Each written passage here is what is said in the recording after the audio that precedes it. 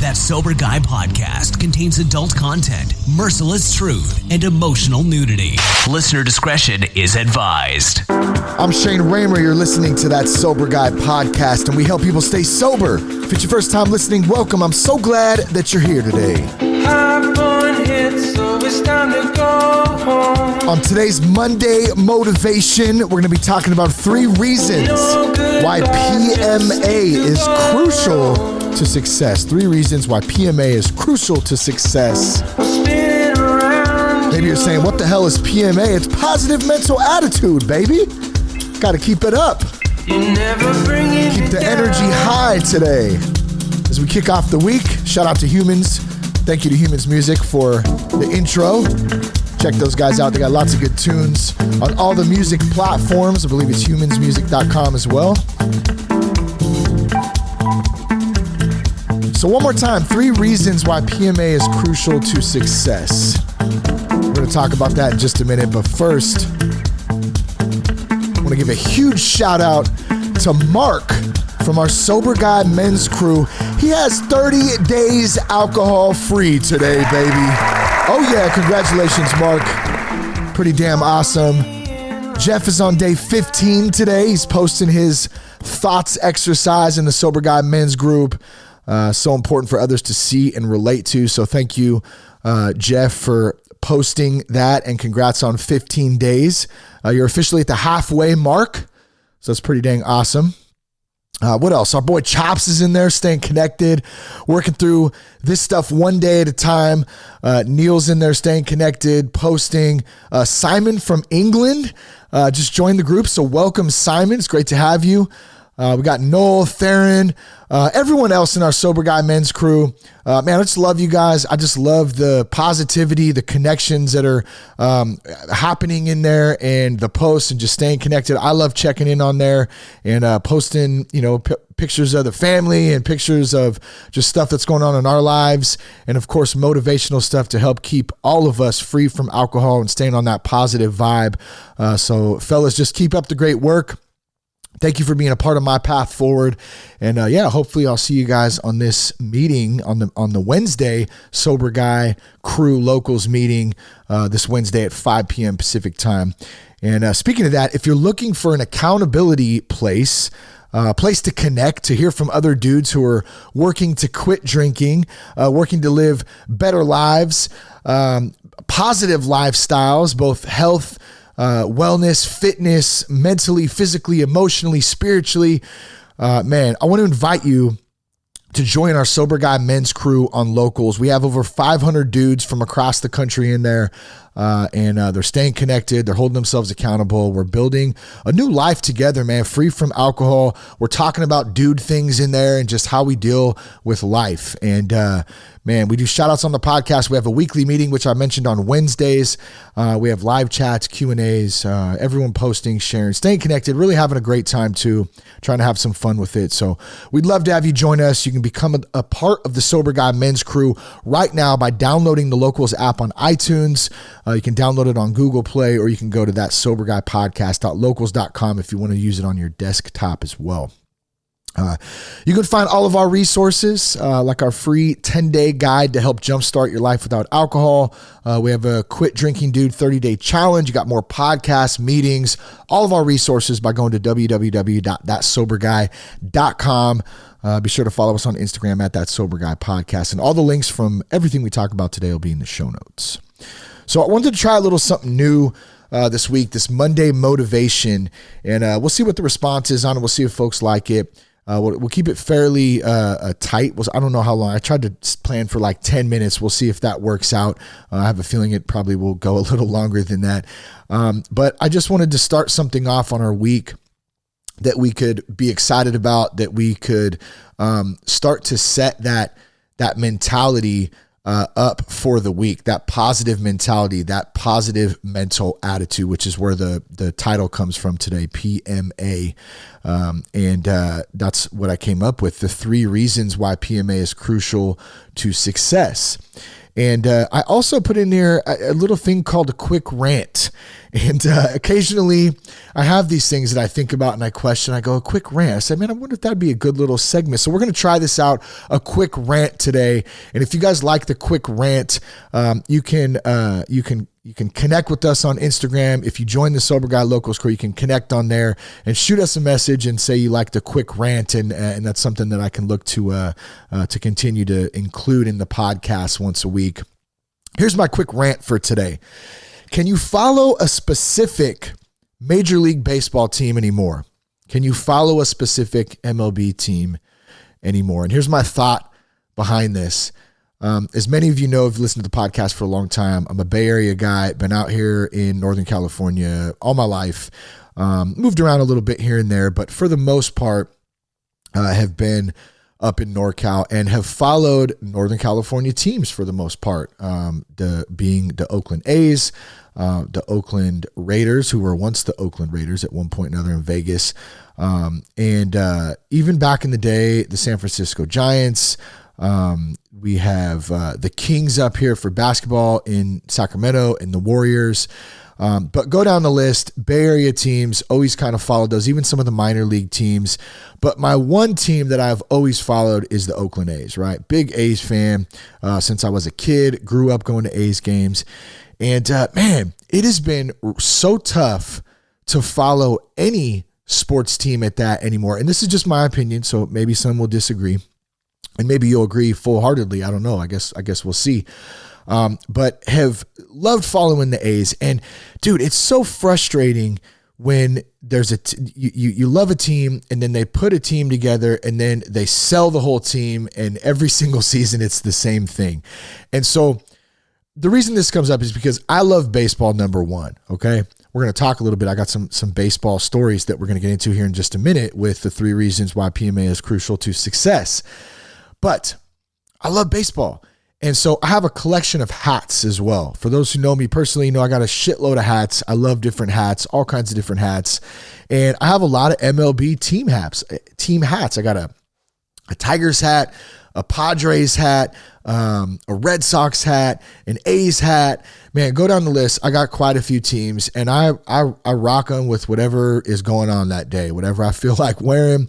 And so a lot of the time people will say, oh, are you from Detroit? Like, you know, I was on a meeting the other day and the guy asked, are you from Detroit? I said, well, no. You know, I'm just a baseball fan. So I get that often. Are you a San Diego fan? Well, of course I'm a fan of San Diego. I love San Diego, the city. I love the beach. I love the Angels as well down in Anaheim because I spend a little time down there. I love the area. Great organization. I'm an MLB fan. Well, let me take that back. I'm a baseball fan. I'm not so much a fan specifically to MLB as just a baseball fan. And it gets harder and harder to follow these teams when they dish off their players every year, and you can't follow that player. And so when people ask me that is the response that I've been giving them lately. You know what? I watch the A's still. I'll watch, Bay Area teams, no doubt. But I'm kind of putting a stake in the ground saying I'm really not any longer following this specific idea that you have to only follow a certain team and hate every other team because they're your rival and this rivalry thing in there. It's really, I don't really understand it anymore because it's a bunch of dudes changing teams consistently. And then you're just following the organization who is at the end of the day really about making money because it's a business. And I'm not faulting them for that. It's a business. I get it. Business decisions, have to be made in order to keep franchises and businesses going and profitable and all that. So I completely understand that. But the notion that I must only follow one team is kind of a thing of the past for me. I love the sport, and I'm going to continue to watch and to have fun and to take my kids to games, minor league games, major league games. My goal one day is to go see different stadiums around. I've been to a few. I've been to Philly. I've been to Seattle. I've been to Southern California, Anaheim. I still haven't been to Dodger Stadium, man. I got to get to Dodger Stadium and see a game out there. But I'm kind of limited in that space, and there's a lot of ballparks I would love to see. And, hey, we'll watch one team maybe, often, and we'll watch another team often, and we'll watch this team, and we're going to watch baseball. That's it. That's what I'm getting at. So that's my quick rant for the day. If you connect with that at all, if you have a thought on that, hit us up on Instagram, let me know.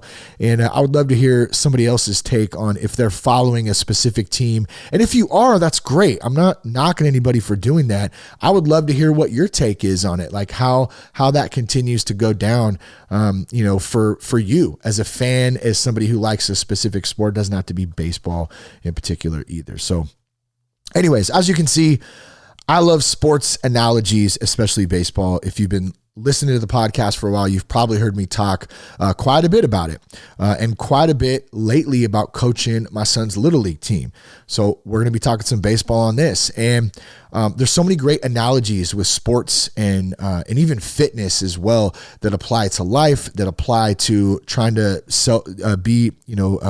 live this improved lifestyle, live in self-improvement, trying to get better, trying to really kind of dial in all the aspects of physical, emotional, spiritual wellness overall. And so I thought, man, what a great analogy to use today, other than the story of this week's game, Little League game. The Tides were the Tides. They're a AAA organization from the Baltimore Orioles. That's our team name in Farm Little League. And we played the Blue Rocks this week. And the Blue Rocks, a couple of buddies of mine back from that I used to play ball with actually coach the team, and they actually run the league as well. And they're doing an amazing job out there. And it's just a great organization full of good parents and people and kids. And we're having a lot of fun with it. And the Blue Rocks are they are the top team in the league, right? They got some phenomenal hitters and players, just some straight ballers out there at 8 years old, some of them 7, just crushing it. And so all of us on the Tides knew this week that we were going to be playing the Blue Rocks.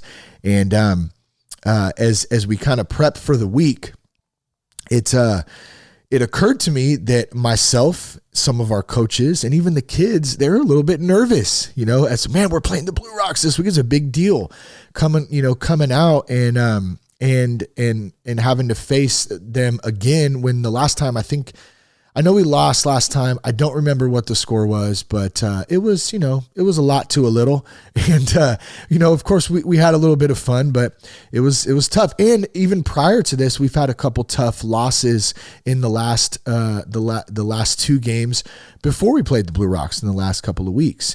And so we come out and I get wind that from our team mom, she's so awesome. Like, that's probably the hardest job, I think, is running the dugout. So if you're coaching out there, fellas or ladies, if you need to get a good team mom, a good dugout coach, man, you're so blessed when you get that, because it's a lot of work, getting everything together, making sure the kids are staying in line, getting all their equipment in line and the lineup. And man, there's so much that goes into it. But ours is awesome. And her name's Stephanie, and she brought this to my attention. She said, I heard some of the kids before the game, they were talking about, oh, we're going to lose. And, why are we even playing? And they were making comments like that already. And the game hadn't even started yet. This was just pregame, like warm-ups. And we had the 8 a.m. game too. So super early in the morning, which I love, but it's a little bit rough for some of the kids to get up and get moving. But she brought so she tells me this, and I could kind of see it in the beginning, but I didn't really hear it from them. And I'm running around trying to get things organized and situated as coaches are, warming up the team and stuff too. So I'm not there for everything, but I could kind of sense the vibe. And as the game started, the vibe was just that. It was low and it was slow. And so you start thinking, you're like, man, are they just like, are they bummed out? Is it just too early? Do we need to give them like a cup of coffee? I'm just kidding. I'm not going to give an 8-year-old a cup of coffee, but we do wonder that. Like, do you need a donut? How about a donut? Let's get going. Let's get a little something, a little pep in our step, so we can get moving and get this game going. And as the game kind of went on, we weren't scoring any runs. The Blue Rocks were scoring 7, 8, 9, 10 runs. And we're just going, man, what's going on? And I don't know exactly the moment, but it had to have been in about the 4th inning when, I don't know, something changed and the energy shifted. And finally, we started getting some hits. And then as one hit came through, another hit came through, and then I could start hearing the kids in the dugout cheering for each other. And they were starting to get loud. They were starting to get into it. And you could feel the PMA coming out of the 7 and 8-year-old kids on the Tides. And you could feel it in the stands, and you could feel it through the coaches, even through myself. The attitude started to shift, and we scored 7 runs. I think we ended up losing 12-7. So we didn't win. And that's okay. But we came back and we scored some runs, and we had some fun, and we had a respectable game. We didn't get blown out. And the kids learned that having a positive attitude and not having, that attitude of we're going to lose. And I talked to him about it after the game, so we ended up finishing up, and of course we grab our stuff. We meet outside the dugout, take a knee, and man, hey guys, what'd you guys do good today? What are some things we can work on? Coaches, you guys got anything? And then, and then of course I had to bring up like, hey, I heard there was some hanging our heads and some negative attitudes in when we went in, and we can't do that, and you kind of give them a little rundown and pump them up a little bit, and some PMA in there and some encouragement, and man, off to the rest of the weekend. But I think it's a great example of the topic today, 3 reasons why PMA is crucial to success. We're going to go through things that are tough sometimes, and maybe there's very serious things, more than just a baseball game, and go down the list of different things, relationships, sickness, death. There's lots of different things that happen in our lives, that we struggle with, that it can be hard sometimes to keep a good attitude. But I wanted to hit on these things, why PMA is crucial to success, in these 3 reasons. And number 1 is, when we have fun, we do well. When we have fun, we do well. And even if we don't do well, we have fun. So one more time, when we have fun, we do well. And even if we don't do well, we have fun. It's crucial to success. And I thought of this as I was kind of writing this out. One of our kids on our team, Brody, great kid. And all our kids are great kids. All our coaches are great coaches, man. We really lucked out this year and just got a great group of families and parents who care, and kids who are out there having fun, who are learning and getting better. And one of the kids, Brody, is a great kid. And I was pitching, and he got up to the plate, and this was later on in the innings when we started to kind of turn things around, and it started to even get a little bit intense, like where, man, we were getting pumped up, and he got up to the plate, and man, his face, he was juiced up. And in that moment, I remember stopping, and I said, hey, and he looked at me and I said, can I get a smile?